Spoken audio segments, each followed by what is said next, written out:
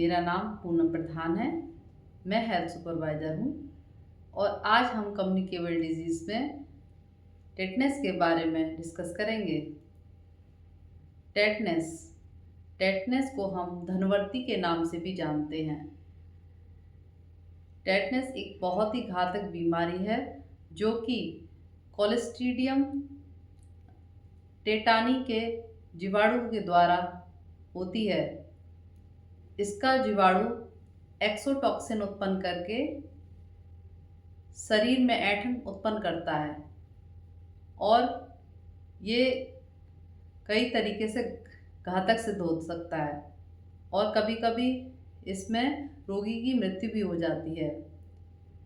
इसका जो incubation period होता है वह 3 से 28 दिन का होता है और जो इसके संक्रमण के स्रोत हैं वो है मिट्टी, सड़क पर पड़ी हुई धूल, घोड़े की लीद एवं गोबर। टेटनस जो है वो कैसे रोका जा सकता है टेटनस को, तो उसके बारे में सबसे पहले मैं ये डिस्कस करूँगी कि हमेशा गर्भवती महिला को टेटनस के टीडी के नाम से जो आजकल सरकारी विभागों में टीकाकरण हो रहा है वो समय पूर्वक लगवाएं, जिससे कि एंटीबॉडीज उत्पन्न हो सके बॉडी के अंदर और माँ और बच्चे को दोहरी सुरक्षा प्रदान हो सके।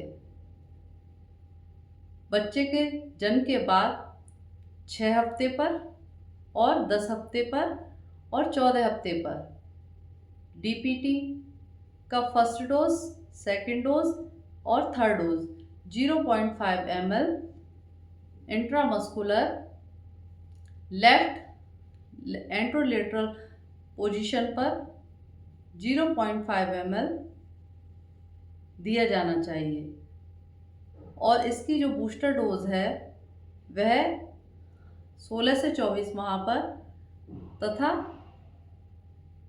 5 वर्ष पर डीपीटी बूस्टर की सेकेंड डोज दी जानी चाहिए।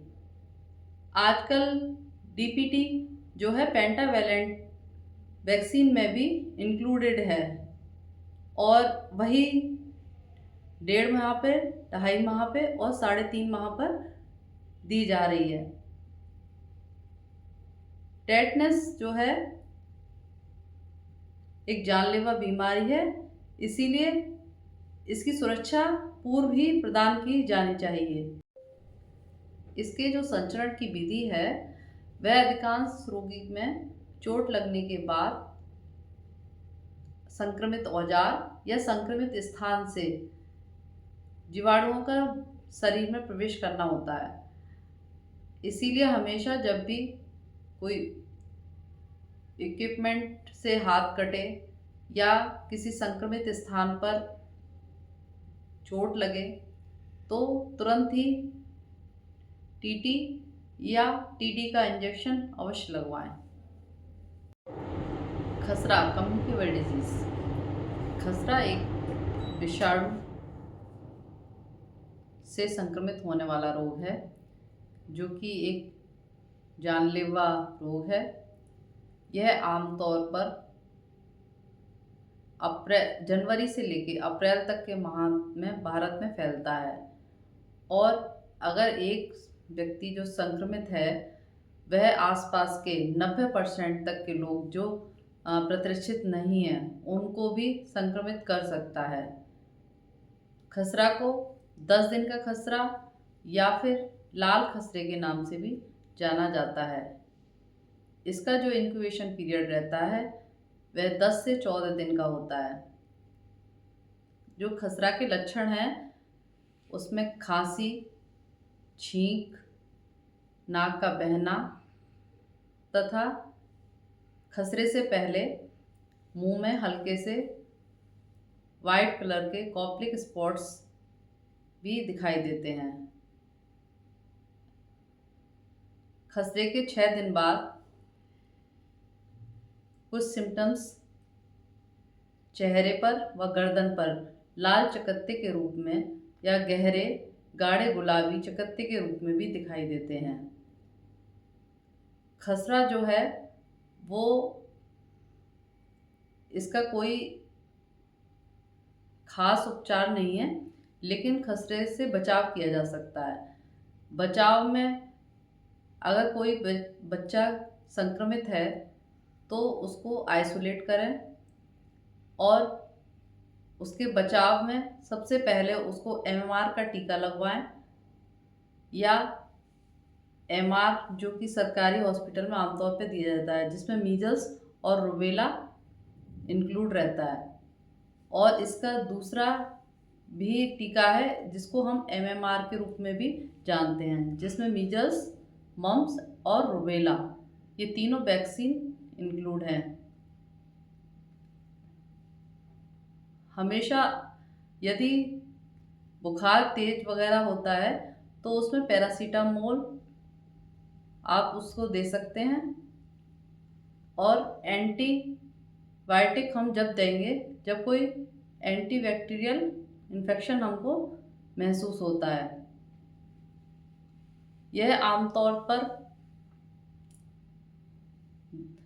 बहुत गंभीर दुष्प्रभाव भी उत्पन्न करता है, जैसे कि वॉमिटिंग, तेज बुखार, निमोनिया, दिमाग में सूजन, और कभी कभी गर्भवती महिलाओं में गर्भपात के भी लिए भी जिम्मेदार होता है।